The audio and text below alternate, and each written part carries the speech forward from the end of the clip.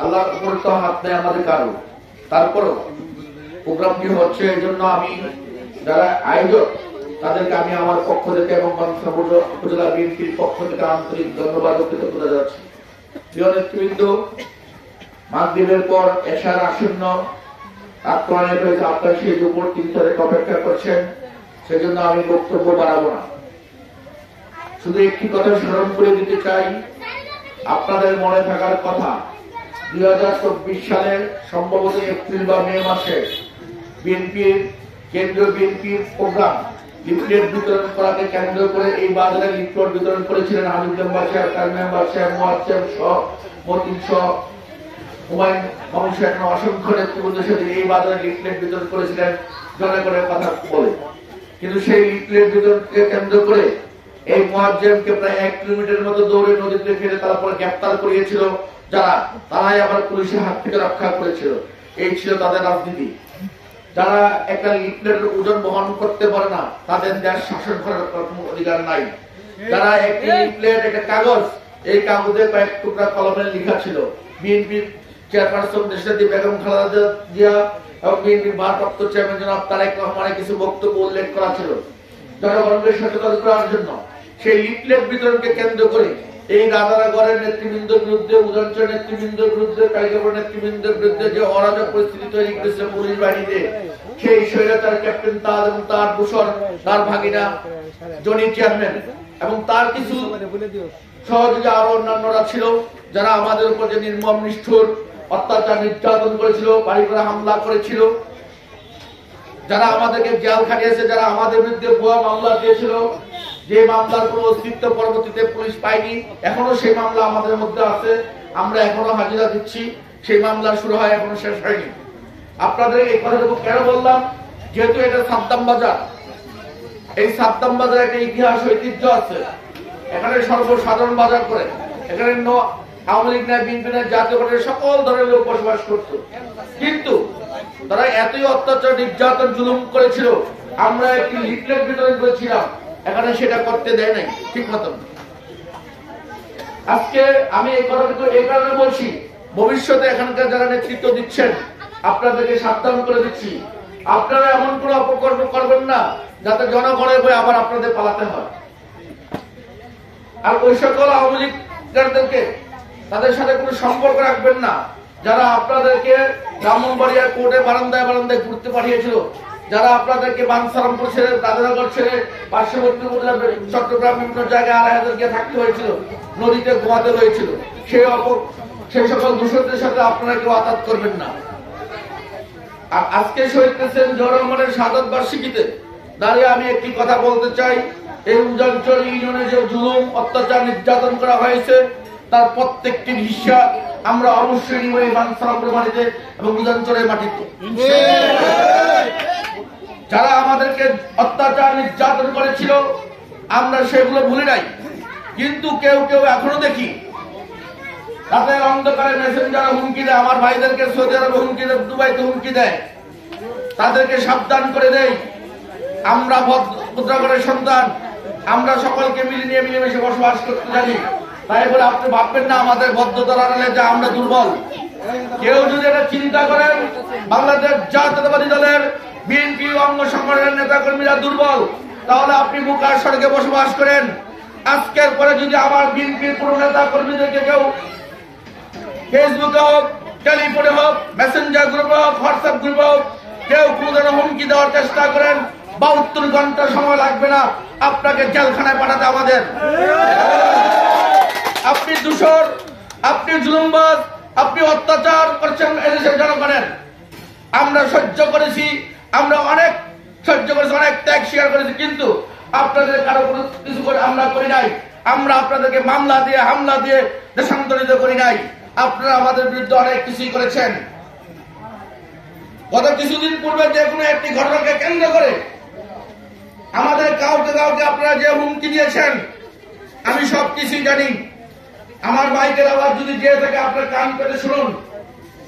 আজকের পরে যদি কোন বিএনপির যে কোনো পর্যায়ের একজন কর্মী বা বানসারামপুরের যে কোনো জনগণ অথবা রাধানগর গ্রামের একজন নিরীহ কর্মীকেও যদি কেউ কোনো কথা বলেন, তা বরদাস্ত করা হবে না।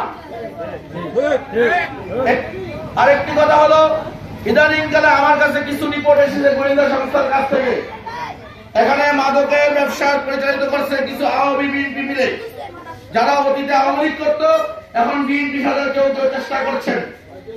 মাদক ব্যবসায়ী যারা যারা রাতের অন্ধকারে মাদক বিক্রি করেন, যারা অফিসের নামে মাদক বিক্রি করেন, যারা সন্ত্রাসী কার্যক্রম করেন, যারা বিচারের নামে চাঁদাবাজি করেন, যারা লুণ্ঠন করেন, দখলবাজ করেন, আলু ব্যবসার নামে যারা মানুষের ক্ষতি সাধন করছেন, যারা নদী শাসনের নামে যারা আমার নদী ভাঙ্গনে আমার রাধানগর প্রিয় গ্রামবাসীকে হুমকির মুখে ফেলেছেন, আমি তাদের ব্যাপারে কঠোর ভাষায় বলে দিতে চাই, আপনাদের অন্যায় অত্যাচার গত 15-16 বছর আমরা নীরবে সহ্য করেছি, আর এক মুহূর্ত নয়।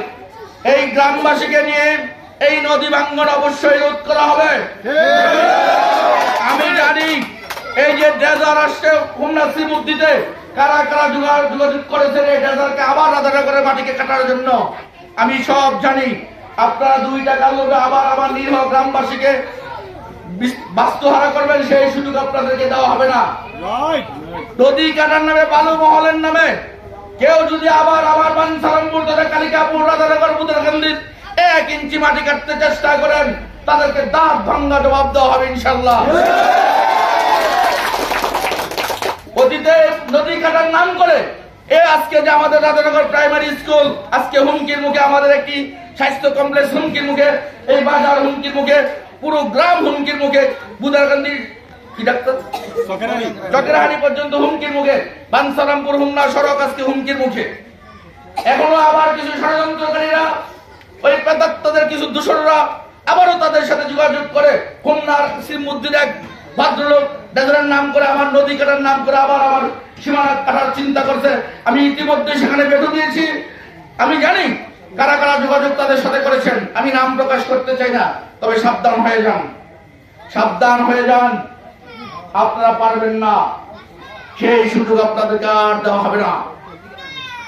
মাদক ব্যবসা তো দূরের কথা, বাদমহল তো দূরের কথা, যদি সোজা আঙ্গুলে ঘৃণা হয়, কিভাবে আঙ্গুল বাঁকা করতে হয় সেটা দীর্ঘ 15-16 বছর আন্দোলন করে এই পুরো শরীরে রক্তে মাংসে মিশে গেছে, কিভাবে আঙ্গুল বাঁকা করতে হয় সেটা আমরা জানি। আপনারা গ্রামবাসীর বিরুদ্ধে অবস্থান নেবেন না। দয়া করে যারা বালু মহল দিয়ে চিন্তা করছেন, রাস্তা সংস্কারের নামে, নদী কাটার নামে যারা বাড়িঘর কাটার চিন্তা করছেন, তারা সাবধান, তারা খুব সাবধান। যে কোনো মুহূর্তে আপনাদের উপর অপারেশন স্টিম চালানো হবে। মাদক ব্যবসা যারা করছেন, ইয়াবা ট্যাবলেট যারা বিক্রি করছেন, আমি সকলের তথ্য জানি, ভিডিও ফুটেজ আমার কাছে আছে এবং সেটা প্রশাসনের কাছে আছে। রাধানগর নয়, কালিকাপুর নয়, সমগ্র বাঞ্ছারামপুর হবে মাদক মুক্ত। সেই কালিকাপুর ব্রিজ থেকে মরিচা ঘাট, ফেরিঘাট থেকে সেই দড়িকান্দি, বারাইলচর, বুরবুরিয়া এবং ফরদাবাদ সীমানা পর্যন্ত এই চৌহদ্দি বাঞ্ছারামপুরে যে সীমানা রয়েছে, সেই সীমানার মধ্যে কোনো সন্ত্রাসী কার্যকলাপ করতে দেওয়া হবে না, মাদক ব্যবসা করতে দেওয়া হবে না। তরুণ সমাজকে ধ্বংস করার যে পায়তারা শুরু করেছেন, তা আপনাদেরকে আর করতে দেওয়া হবে না, হবে না, হবে না। আরেকটি কথা আমি গ্রামবাসীকেও একটু সচেতন করার জন্য বলছি, আপনারা একটু চোখ কান খোলা রাখুন। আপনাদের এই গ্রামকে ছিন্ন করার জন্য, মানচিত্র থেকে নিশ্চিহ্ন করার জন্য একটি কুচক্রী মহল কালিকাপুর এবং রাধানগর বুদারকান্দি সহ আরো কিছু বাইরের কুচক্রী মহল ইতিমধ্যে আপনাদের দিকে নজর দিয়েছে। আপনারা ইতিমধ্যে দেখেছেন হোমনা কলেজের এখানে একটি ড্রেজার অবস্থান করছে দীর্ঘদিন যাবৎ। সেটা আমার কারণে আজকে পর্যন্ত কাটতে পারতেছে না, কারণ আমি জানার সাথে সাথে আমি ডেকে দিয়েছি এবং আমি এখানকার অনেককে, আমি জানি না মুবারক মেম্বার সাহেব আপনাদেরকে বলেছি কিনা, আমি মুবারক মেম্বার সাহেবকে ফোন করে ব্যাপারে জানিয়েছিলাম, কিন্তু এরপর থেকে আজকে পর্যন্ত মুবারক মেম্বার সাহেব আর এই ড্রেজার নিয়ে আমার সাথে কোনো যোগাযোগ করেন। আজ থেকে 15 দিন হয়েছে। আমি মুবারক মেম্বার সাহেবকে বলেছিলাম, আপনার কালিকাপুরের ব্রিজ থেকে শ্রীমুদ্দি বুলির কর্নার পর্যন্ত কাটবে কালিকাপুরের জমি, আপনি গ্রামবাসী কিনে সচেতন করে তুলুন। কিন্তু উনি কি করেছে আমি জানি না। আমি কালিকাপুরে অনেক নেতৃবৃন্দকে ফোন করেছি, জানান, কিন্তু তারা কেউ আর দ্বিতীয়বার যোগাযোগ করে নাই। হয়তো ওনাদের ব্যর্থতা থাকতে পারে বা ওনাদের সীমাবদ্ধতা থাকতে পারে, কিন্তু আমি একজন গ্রামের সন্তান হিসেবে, এই এলাকার দায়িত্বশীল ব্যক্তি হিসেবে, বাংলাদেশ জাতীয়তাবাদী দলের একজন কর্মী হিসেবে, দেশটা একজন তারেক একজন কর্মী হিসেবে আমি আপনাদের পাশে আছি, আপনাদের পাশে থাকবো। এতে যত বাধাই আসুক ইনশাল্লাহ অত্র এলাকার 1 ইঞ্চি বাড়ি আর কাটতে দেওয়া হবে না, হবে না, হবে না। নেতৃবৃন্দ, প্রিয় এলাকাবাসী, আপনারা এখন থেকে সচেতনতামূলক মিটিং করতে থাকেন, সকলকে নিয়ে বসেন, বসে আপনার ব্যাপারে মানববন্ধন লাগে, বৈঠক দরকার লাগে, সমাবেশ লাগে, আপনারা করেন। আপনাদেরকে সালামপুর উপজেলা প্রশাসন, আমার সাংবাদিক ভাইয়েরা সহযোগিতা করবে, এই নিউজগুলো উপরে যাবে। কারণ আপনারা যদি সচেতন না হন তাহলে আপনারা একদিন এর জন্য জবাব দিতে হবে। তো পরিশেষে আর বক্তব্যটা বাড়াবো না, আপনাদের সকলকে ধন্যবাদ। আমি আমার বক্তব্য এখানেই শেষ করছি।